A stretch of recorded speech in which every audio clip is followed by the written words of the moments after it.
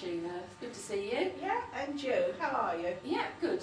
Good. Do you know, I was thinking the other day that it's nearly 4 years ago I had my heart attack, and I feel so much better with going to the gym and the exercising and the cardiac classes. How do you enjoy them?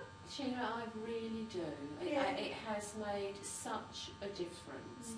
I've always been active and considered myself to be fit and healthy. So when out walking one day, I started to think, gosh, this hill is either getting steeper, I'm puffed out far more quickly, and I've done this walk so many times.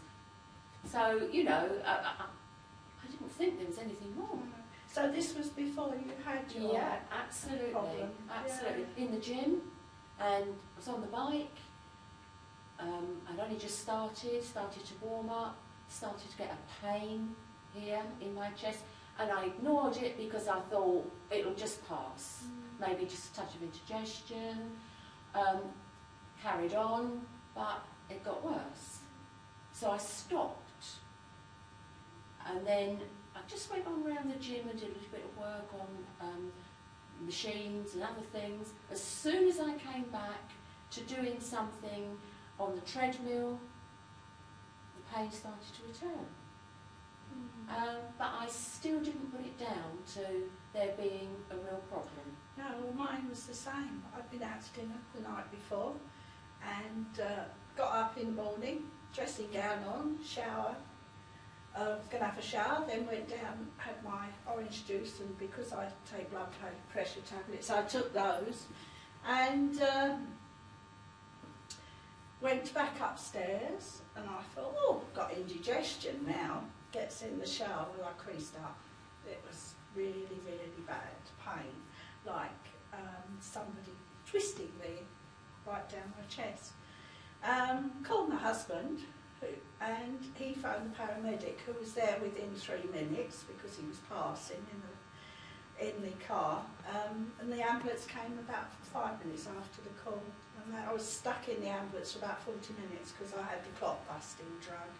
So by the time I reached hospital, I was absolutely fine. I wanted to come home, but there I was stuck for 2 weeks. Yeah, I mean, I have to say that, you know, having experienced what I did in the gym, I still didn't do anything about it then. Did you not? No, I didn't do anything about it. I carried on my normal everyday life, and I wasn't getting these pains. It was only when I started to do more strenuous, maybe I was out with my daughter and we were hurrying back to the car because we were on a limited time on the meter, and I got this pain again, and that's when I thought, no, this isn't right. Yeah, you've got to do something about it. Yeah. But I went to my GP, he said, I'll arrange for you to have the treadmill test, which I got within a couple of days. That proved positive. And then from there, that was I think on a Friday. On the Saturday I was out with my husband and we were just walking around, we weren't doing anything very strenuous, and I felt quite unwell, and I felt as if I could pass out. So I got back home. When we got back home, I said, I'm just going to phone the hospital, I said, and have a word, because I'm not sure that the tablets they've given me, whether they're quite right. They said, come along, we'll give you the once over, and that was it. After I got to the hospital, I actually didn't leave for nearly a fortnight while I was waiting to go up to St Thomas's. So you had a stent put in? I had 2 stents, yeah. But you had 2, I just had the 1. I had 2 stents. Yeah. So, and then afterwards we went to the phase 3. Well, I didn't get an invite. Oh, did you not? I didn't get an invite after my first one to go to the hospital for the exercise and everything. But things weren't. I didn't feel those things were quite right afterwards, and I was having a couple of phone calls from the nurses at the hospital, and mentioning things in conversations. I got another appointment to go back, and when I felt a little bit as if I'd come out of hospital, had my treatment, and I was out there on my own. Yeah, this is what happens because you have to wait to get into this, or I had to, this phase 3 classes, and I did feel at that point there's nobody there to help me. Yeah, yeah. Because I hadn't been put in contact with any of the nurses at the hospital. It was only I was told they would contact me. And they did eventually. My heart attack was the October and I went to the class in January. But during that period, I was frightened to drive, even when they said I could. There's something, I don't know what it is, in your brain says, oh, slow down here, which is what I did.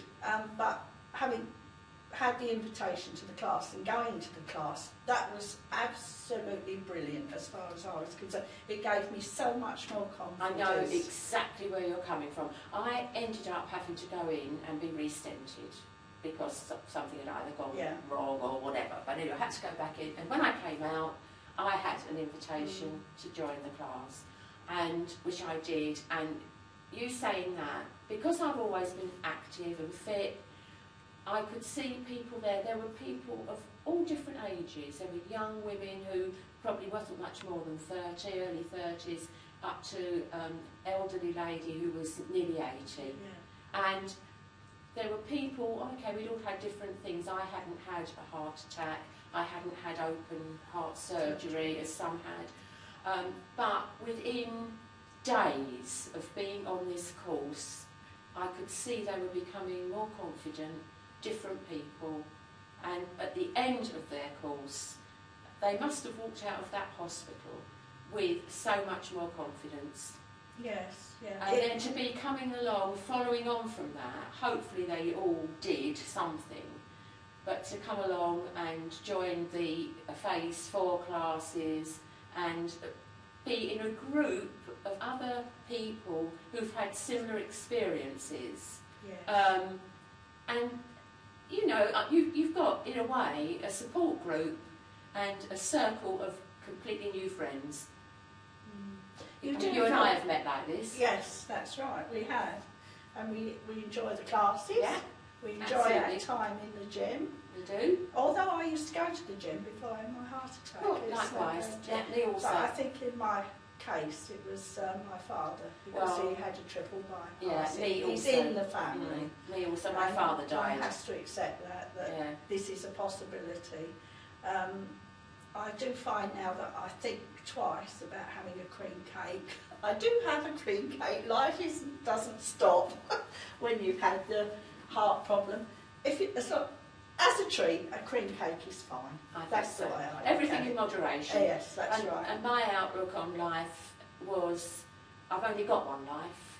Well, that's it. And I'm going to do anything and everything that I want to do, be sensible. That's right. And not worry every time you think about doing, oh, should I be doing this? That doesn't really come into it. No. Everything is out there, and I think you do everything. In moderation. In moderation. But you're just awareness, just a slight awareness. And obviously, to other people out there, other ladies, don't leave things. If you think things aren't quite right, then go and speak to your GP. And okay, if you're wrong, but at least it's put your mind at rest. And if you weren't wrong, you've done the right thing. And if help is offered after you've had your operation, with classes or anything, go along to them. Absolutely. At least try them. You make friends, and they're friends with the same problems as you. You can discuss things, which Carol and I have done, and it does help. Gives you a lot of confidence. Oh, absolutely.